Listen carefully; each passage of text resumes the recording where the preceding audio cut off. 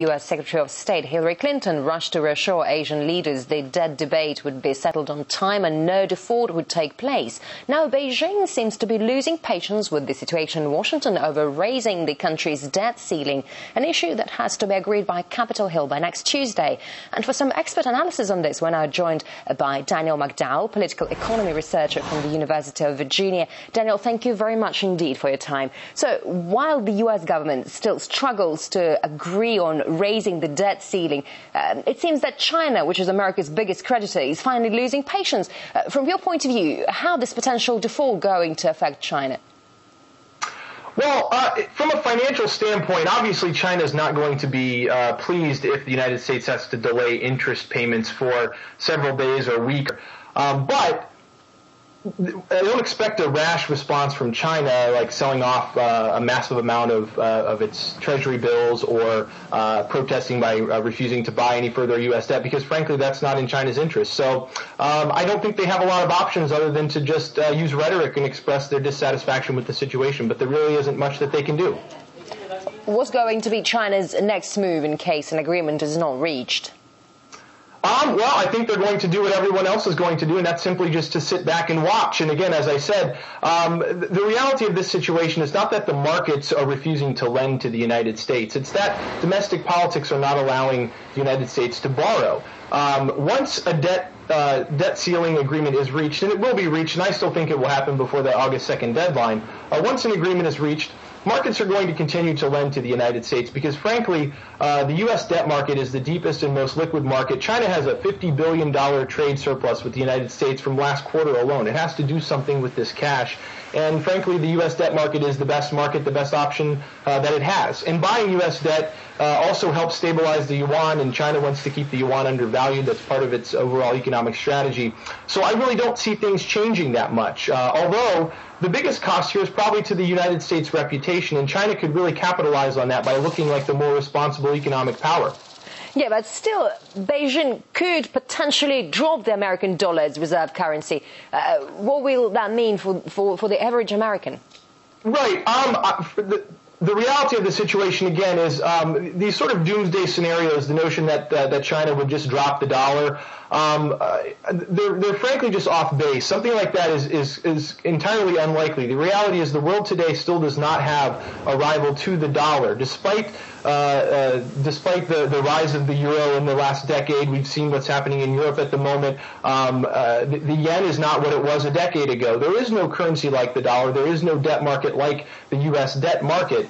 And so I don't see that happening. I really don't see any drastic change. My take on this is that once an agreement is reached, things in the financial realm will largely return to normal.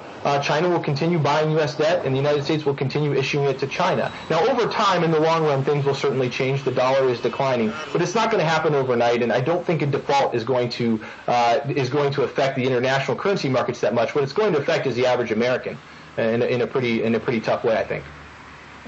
Right, and America is one of China's biggest customers. Can Beijing now afford bad relations with Washington?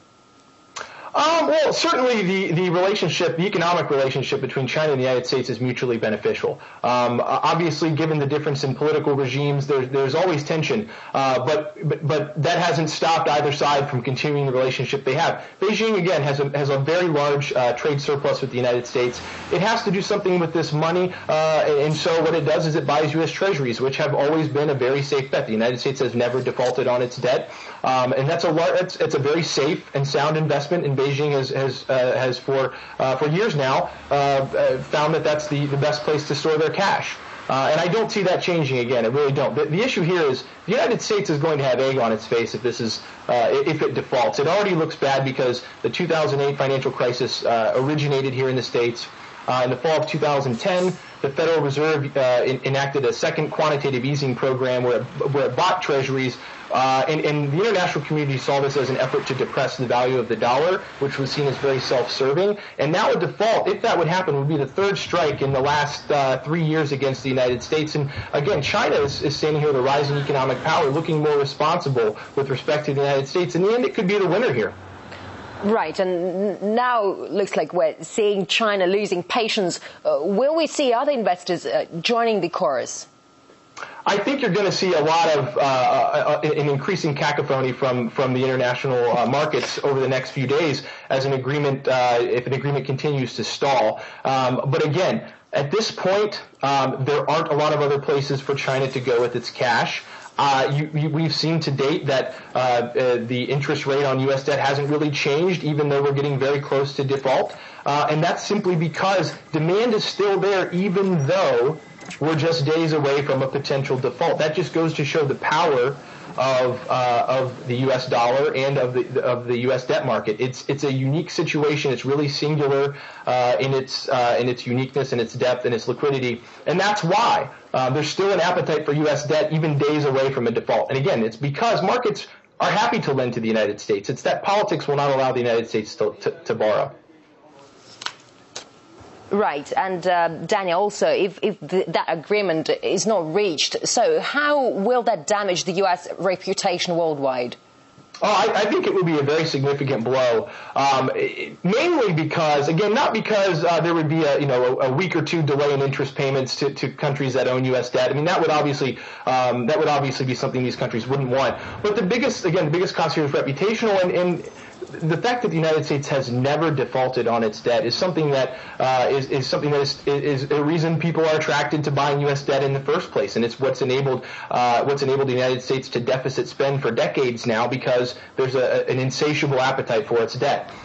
Defaulting on its debt will again, like I said, it will be the third strike against the U.S. in 3 years. It will make it look more irresponsible. It's going to be harder for the United States to go to China and say, you need to allow your currency to appreciate.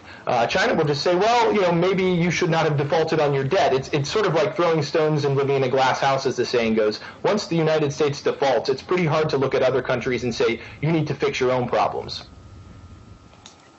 All right. Daniel McDowell from the University of Virginia, thank you very much indeed for your time. Thank you very much. Thanks.